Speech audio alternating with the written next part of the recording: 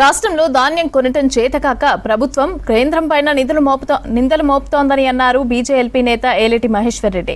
దేశంలోనే 60% వరి ధాన్యాన్ని కేంద్రం తెలంగాణ నుంచే కొంటోందని చెప్పారు. రాష్ట్ర ప్రభుత్వం ఇప్పటి వరకు సగం ధాన్యాన్ని కూడా కొనుగోలు చేయలేదని అన్నారు. రేవంత్ రెడ్డి డైవర్ట్ పాలిటిక్స్ చేస్తూ రైతులను మోసం చేస్తున్నారని విమర్శించారు.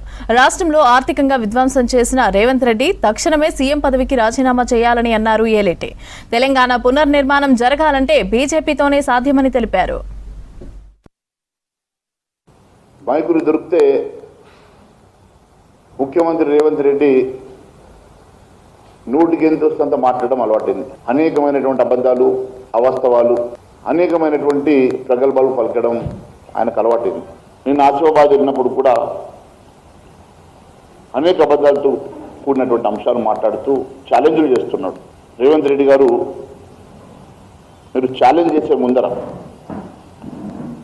మీరు చెప్పినవి నిజమంటే, వాస్తవాలు మాట్లాడితే, అనేక సార్లు నేను మీకు మీడియా ద్వారా చెప్పిన ఈరోజు చాలా స్పష్టంగా నేను తెలియజేస్తా ఉన్నాను.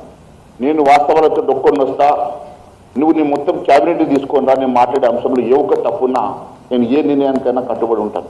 ఈరోజు భారతదేశంలో యాసంగిలో పండేటువంటి పంటలు 60% వడ్డను కొనుగోలు చేస్తున్నటువంటి కేంద్ర ప్రభుత్వం కేవలం తెలంగాణ నుంచే. ఇంకా నువ్వు ఈ రకమైనటువంటి నాటకాలు మాట్లాడడం, అబద్ధాలు మాట్లాడడం, ప్రొవోకేటింగ్ స్టేట్మెంట్లు ఇవ్వడం, ఇది ఎంతవరకు సమాజం గమనిస్తలేదా? ఏడగొస్తావు? ఏమైనా మాట్లాడే ముందు ఆలోచించి మాట్లాడుతున్నారా మీరు? నువ్వు ఇచ్చిన దాని ప్రకారం నువ్వు కొనుగోలు చేసి ఎక్స్పోర్ట్ చేసుకుంటావా, నీ ఇంట్లో పోసుకుంటావా?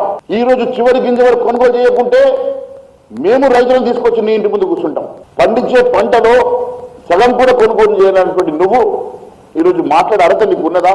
ఈరోజు నువ్వు గత ప్రభుత్వం కన్నా నీ ప్రభుత్వం ఇంకా మీరిద్దరు కలిసి రాష్ట్రాన్ని నాశనం చేసినమాట వాస్తవం కాదా?